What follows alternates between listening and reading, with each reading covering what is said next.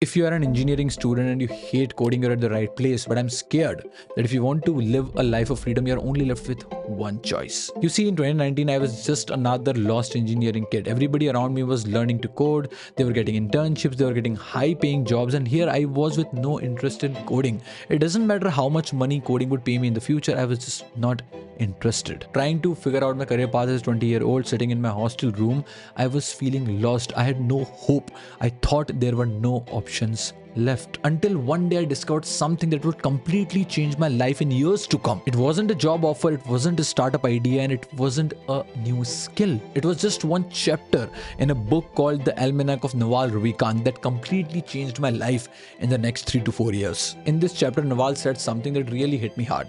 He said code and media are permissionless leverage. Now let's ignore code for a while and let's talk about media. Now what he meant was creating content. The thing is that you can sit in the corner of your room, you can record videos, you can post it on the internet for absolutely free without anybody's permission, and you have the ability and power to garner attention. You have the ability to acquire attention, which is the new oil. And if you do it right, you also have the power of creating content that sells for you while you sleep. And that is why it gives you leverage. And it is permissionless because social media is absolutely free, and so you can record videos the way you want and you can post it whenever you want. So in the next few years, I took it seriously and I built my entire career around media. Now you might think, Akshat, yeah, you become a content creator. Well, I did, but here is a catch. Content creation was not paying me a single penny for the first 3 years, and yet I made 10x more money than my college friends who were taking a job. In this video, I'm going to be revealing my entire roadmap that allowed me to live a life of freedom without writing a line of code. So without wasting any time, let's get into it. Okay guys, so this entire roadmap consists of 6 phases, and I'm going to be covering every phase in detail so you do not miss out on anything, because every small step is important. Do not skip anything and watch the video till the end. Okay, so the phase number 1 was the realization phase. ये वो phase है जब तुम्हें realize होगा कि यार coding मेरे लिए बनी ही नहीं है. I cannot code. It doesn't matter how much money coding would pay me in the future, because it is just not your cup of tea. You absolutely hate coding. You just cannot sit in the front of a black screen and you cannot code. So that's the realization phase. Now once you realize this, you are only left with 2 options. Number 1, you get into a mass recruitment job. मैंने यही किया था exactly because I was really bad at coding. मैं बोलने में थोड़ा बहुत अच्छा था, so I got a job at TCS for 6 lakhs per annum, which I didn't do in the future obviously, but I'm not covering that in this video. So that's option number 1. Option number 2 is that find a crazy good idea, find a technical co-founder and investor, right? Which is really hard. It's not everybody's cup of tea to be able to find a technical co-founder, to find a great idea that you can convince your investors on, you raise money. It's really hard. Might happen, but for majority of you watching this video, it is not going to happen. And so now you're only left with one viable option, which is taking the media route. So either you do a mediocre mass recruitment job or you take the media route if you don't want to do a job. And that's exactly what we are going to be covering in the next few phases. So once you surpass phase number 1 and you realize that you are not made for coding and you have to take the media path, then phase number 2 is the skill sprint. It is one of the most important phase because skill allow you for value creation. This is where you need to build your skill stack. The more skills you stack for yourself in your career and in your journey, the more value you can create from absolutely nothing. And the more value you can create, the more money you can make potentially in your career as you move forward. And that is why skills are very important. You do not have to do anything before you stack skills. It doesn't matter what skills you are learning, you need to build your skill stack. The more skills you have, the better it is for you. Here are some of the skills that I would recommend, that would highly recommend depending upon where the economy is moving, and what are the skills that will allow you to make the most money in your journey.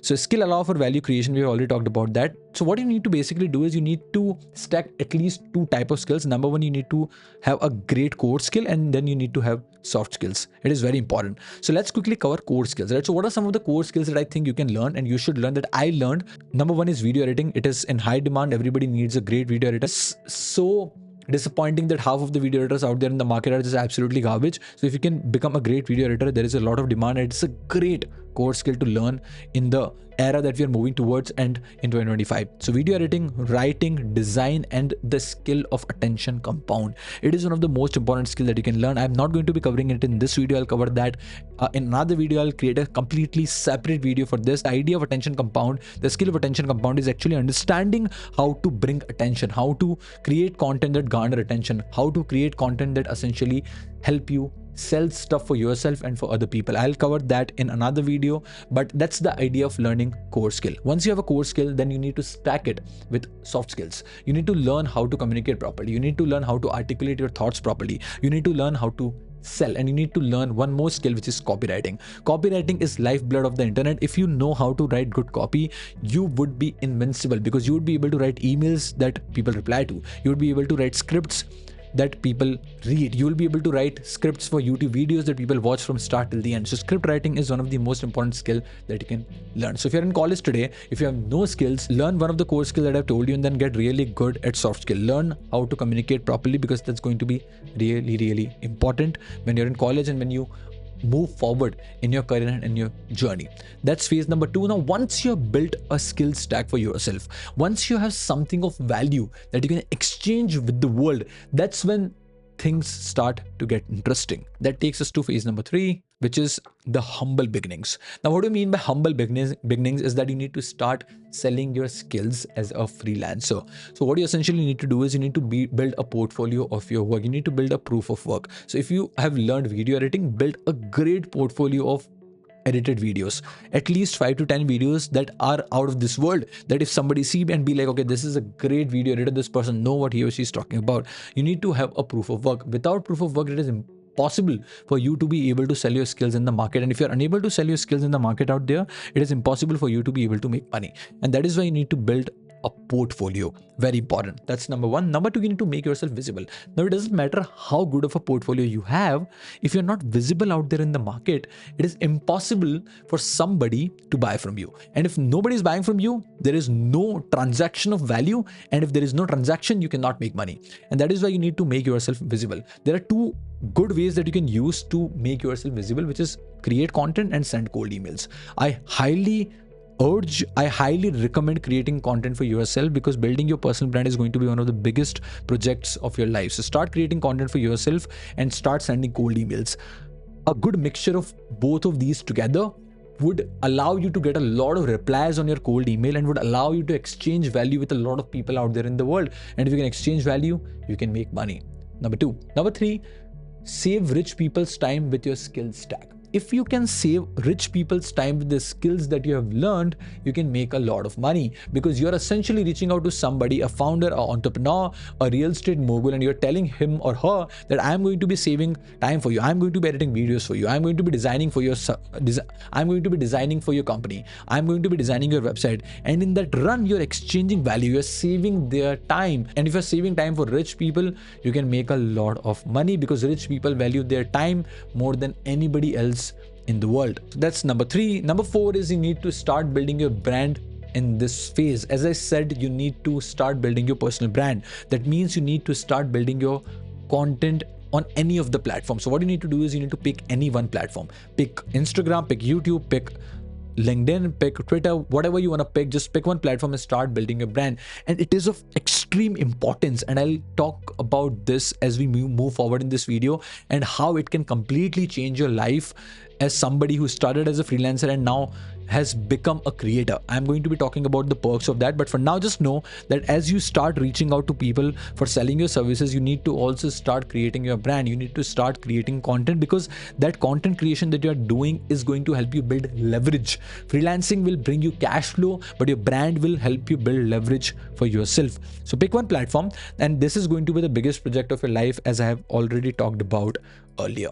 Moving forward to phase number 4 is that you need to build a productized service business. If you really do the work that save people's time and help them make more money in one way or another, then you will have so much demand that you won't be able to fulfill the demand yourself. So now you transition from being a freelancer to a productized service business owner. So essentially what you're doing is you're just scaling your freelancing business, because now you have a lot more demand. A lot more people want to work with you, because if you are very good at your skills and you're really good at delivering your skills. And so now you have too much demand, and so you need to hire people to be able to fulfill the demand. And so you scale your freelancing business and you build a productized service business. So productize your service delivery is what I mean when I say productized service business. So how do you productize it?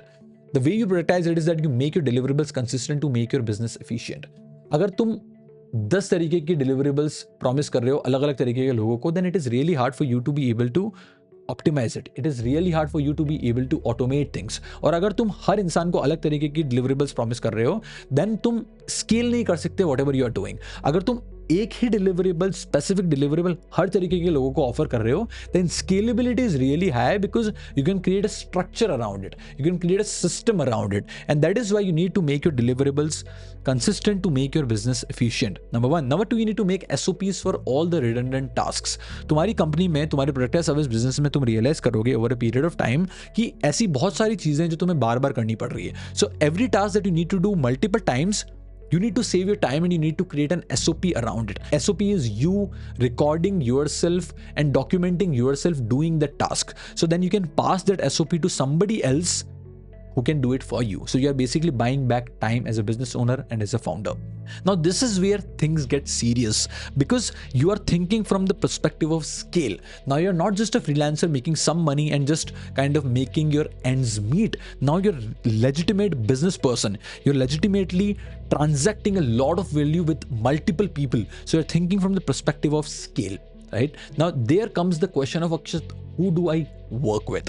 So you only work with two types of people. You either work with people who are money rich or you work with people who are attention rich.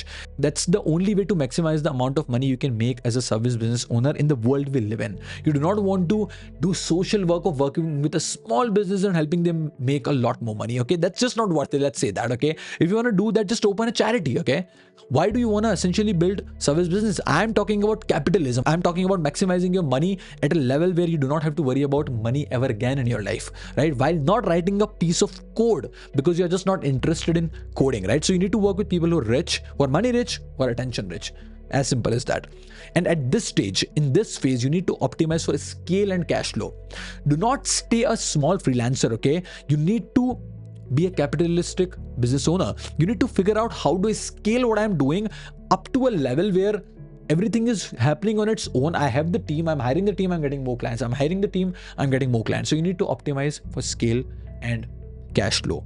What I say is that in this phase, once you are getting good at it over a period of time, once you are getting a lot of demand, you are hiring team, you are getting better as a business owner, you need to run for your $100,000 quick, fast, like your life depends on it. $100,000 is basically around 70 to 80 lakh rupees. Okay, if you can run towards that as soon as you can in the next 2-3 years, if you do everything right, you will have 70 lakh to 80 lakh rupees in your bank account, right? So if you start this framework that I'm telling you today, if you're starting it at 21, by 24, you would have around 80 lakh rupees in your bank account if you do it right. If you really are learning the skills that allow you to deliver value in the world. So you need to optimize for cash flow, as I said, and you need to run for your first $100,000 like your life depends on it.